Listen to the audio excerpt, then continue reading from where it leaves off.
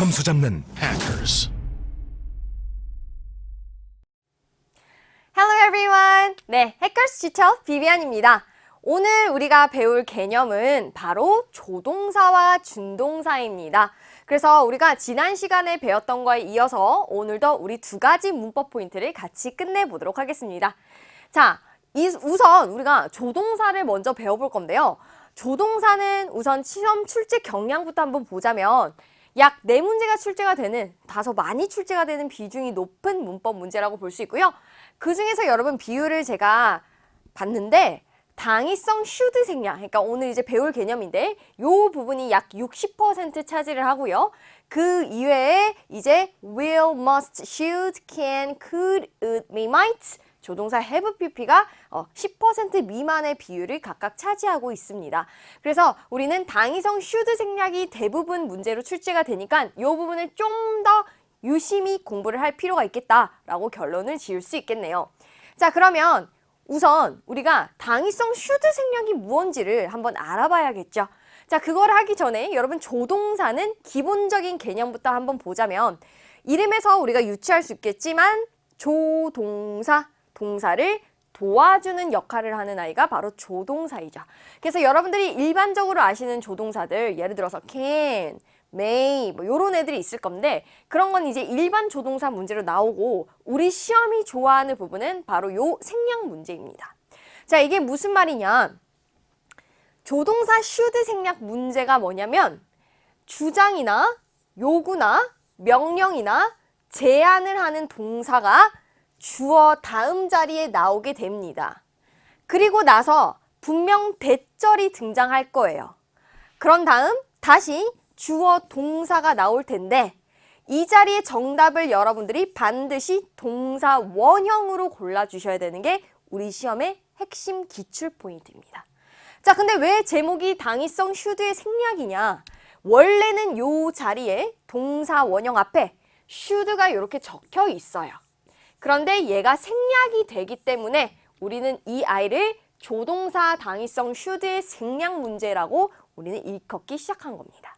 그래서 예를 들면 우리가 알아야 되는 동사들을 제가 우리 시험에 출제되는 것을 여기 적어놨는데 이 중에서 제가 노란색으로 표시한 부분 여러분들 책에다가 우리 전부 다 형광펜 치시고 아무리 못 외워도 이것만은 반드시 암기하자라는 것을 목표로 여러분들이 공부를 해주셔야겠습니다. 그래서 주어 다음에 이런 동사가 나오면 뒤에 대절이 나올 것이다. 연달아서 이 문장 안에 대절이 나올 건데 이 대절 다음 주어 다음 이 동사 자리가 빈칸으로 뚫어져 있을 거다. 그러면 이 동사는 무조건 무엇으로? 동사 원형으로 여러분들이 골라주셔야 되는 겁니다. 왜요? 앞에 should가 생략돼 있는데 아시겠지만 조동사의 기본 개념 조동사는 뒤에 반드시 동사 원형을 데리고 오기 때문에 이 자리는 반드시 정답은 동사 원형으로 골라주셔야 된다라는 겁니다. 그럼 이제 우리가 어떤 동사들이 나왔을 때 동사 원형을 우리가 대절의 동사로 골라야 되냐 그걸 같이 봐야겠죠. 그래서 여러분들 저랑 지금 같이 하나하나 같이 읽어보면서 리마인드를 한번 해봅시다. 자, 주장하는 동사들을 나타내는 거 우리 3가지가 있습니다. 같이 큰 소리 읽어볼게요. 자, insist, claim, urge 전부 다 주장하고 요청하고 촉구하는 동사들이고요. 그 다음 이번에는 요청 한번 해볼게요. 자, 누구누구 있냐면 여러분 같이 큰 소리로 ask, demand, require, request, desire, lobby 정도가 있습니다. 자, 이번에는 한번 제안해볼까요? 제안하고 추천하고 조언해주는 것들 recommend, advise, suggest, propose가 있습니다. 자, 마지막 자 우리 같이 또 크게 읽어봅시다. 자, 명령하는 것들 누구? order, command가 있습니다. 다시 한번 주어 다음에 우리가 같이 방금 읽었던 동사들이 나오면 대절 뒤에 동사는 반드시 동사 원형으로 골라주셔야 된다. 그래서 이 문제가 조동사에서 가장 많이 나오는 문제 유형이 되겠습니다. 그러면 우리가 한번 예문을 같이 보면요. 예를 들면 이런 거예요. She advises that he arrives or arrive on time. 둘 중에 여러분들이 만약에 하나를 고르셔야 된다면 무엇을 고를까요? 이제 우리가 일반적으로 생각하기에는 he 3인칭 단수니까 동사에 s를 붙이는 것이 정답이 아닐까라고 생각이 드실 텐데 자, 우리 앞에 누가 있냐면 주어 다음에 충고한다라는 advises가 나왔기 때문에 우리는 대절 뒤에 주어 다음 요 동사 자리에 우리 뭐 하기로 약속했었죠? 동사 원형 고르기로 방금 약속했기 때문에 정답이 무엇이 되는 겁니까? arrive가 정답이 되는 거죠. 그래서 우리가 해석을 한번 해보면 그녀는 that 이하를 조언했는데요. 그 that 이하가 뭐냐면 그가 정시에 도착하는 것을 충고했다, 조언했다 이렇게 해달라는 거죠. 그래서 이렇게 하는 것이 좋겠다라는 당위성을 나타낸다라고도 우리가 얘기를 해서 이 문제를 당위성 조동사 should의 생략 문제라고 부르기도 합니다. 그래서 이런 포인트 꼭 반드시 외워주셔야 되고 따라서 여러분들은 요 앞에 나온 동사들을 유심히 우리 방금 읽은 것들 있었죠? 그거를 유심히 반드시 꼭꼭꼭 암기를 해주셔야 합니다. 자, 그러면 동사를 봤는데요. 이번에는 형용사도 나옵니다. 형용사는 문장 구조가 어떻게 나올 거냐면 앞에 it 가주어가 나와 있을 것이고요. 그리고 뒤에 비동사, 예를 들면 is 같은 것들이 주로 나와 있을 겁니다. 그리고는 형용사가 나와 있을 거고 뒤에 또 마찬가지로 that이 있을 거예요. 그리고는 또 주어가 나와 있고 마찬가지로 주어 뒤 동사 자리가 빵꾸가 뚫어져 있을 거예요. 그럼 우리 뭐 골라야 된다? 마찬가지 동사 원형을 골라야 된다. 그 이유는 요 사이에 should가 생략이 되어 있고 조동사는 원래 뒤에 동사 원형을 데리고 와야 하기 때문에 생략이 됐더라도 반드시 주어의 인칭이나 수에 관계없이 동사 원형으로 정답을 골라야 된다.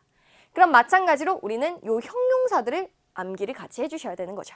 그래서 이것도 마찬가지로 제가 시험에 또 자주 나온 것들은 노란색으로 표시를 해뒀으니 여러분도 같이 형광펜 작업을 하시고 반드시 암기하시는 거 잊지 마셔야겠습니다. 자, 그러면 같이 우리 큰 소리로 읽어볼게요. 자, 중요한이라는 의미 누구 있습니까? important가 있죠. 자, 그 다음에 더 좋아, 더 최고야 라는 이야기 better, best가 있고요. 필수적이야 라고 하는 애들 necessary, imperative, crucial, vital, essential이 있고요. 이런 것이 바람직하지 않나? advisable, desirable이 있고요. 이런 거는 의무적인 거지, 필수적인 거지 라고 하는 compulsory, mandatory가 있고요. 이거 되게 시급한 거야 라는 urgent가 있습니다. 그래서 마찬가지입니다. 다시 한번 정리를 하면 이 다음 비동사가 나와 있고 우리 방금 큰 소리로 같이 읽었던 요런 형용사들이 나와 있다. 그리고 뒤에 that 다음, 주어 다음 동사 자리에 빈칸을 뚫어져 있다. 그럼 여러분 무조건 누구 골라야 된다? 동사 원형 골라야 된다라는 겁니다. 오케이, 그래서 이거 여러분 오늘 꼭 암기해 주셔야겠습니다. 아까도 말씀드렸어요. 굉장히 자주 등장합니다. 외우면은 무조건 맞추실 수 있는 부분이기 때문에 꾸준히 암기해 주십시오. 오케이. 자, 그러면 이제는 우리가 일반적으로 알고 있는 조동사 문제로 한번 넘어가 보죠. 자, 우리가 이제 알고 있는 조동사들이 이제 드디어 등장하기 시작합니다. 근데 이 중에서도 조동사의 많은 종류가 있습니다만 정답으로 출제되는 일반 조동사는 따로 GTLF가 정해놨어요. 그래서 그게 누구냐? 의무나 당위성, 그러니까 이렇게 해야 한다라는 걸 나타내는 should, must가 있고요. 가능성, 이럴걸? 이거 할 수 있을 거야. 혹은 이거는 가능하다라는 걸 나타내는 can과 could가 있습니다. 그 다음 미래 의지를 나타내는 will이 있고요. 마지막 약한 추측을 나타내는 might와 may가 있습니다.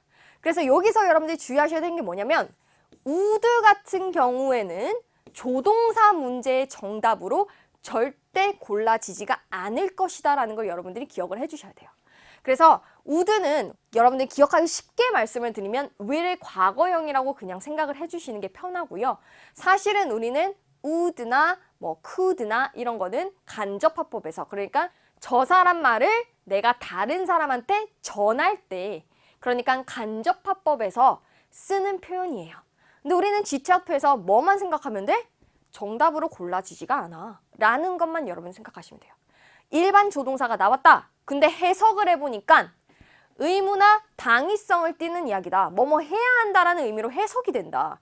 그러면 should, must 둘 중에 하나 정답 고르시면 되고 해석을 해보니까 뭐뭐 할 수 있다 라는 의미로 해석이 된다. 그러면 can이나 could 정답으로 고르시면 되고 미래에 뭐뭐 할 거야 혹은 뭐뭐 할 예정이야 라는 거가 해석이 되면 will 정답으로 가시면 되고 아마 뭐뭐일지도 모르겠어 라는 약한 추측으로 해석이 된다면 might나 may로 정답을 고르시면 됩니다. 이거 이외의 어떤 조동사들은 우리 시험에서 정답으로 선택되지 않는다. 특히 would는 우리 시험에서는 반드시 가정법에서만 등장하게 된다라고 여러분들이 생각을 해주시면 됩니다. 그래서 우리가 앞에서 봤듯이 일반 조동사 문제는 여러분들이 해석을 해보셔야 되는 문제 유형이기 때문에 다소 시간이 걸릴 수 있습니다. 그래서 이것만 정답으로 출제가 되더라라는 포인트만 여러분 기억을 해주시면 좋겠습니다.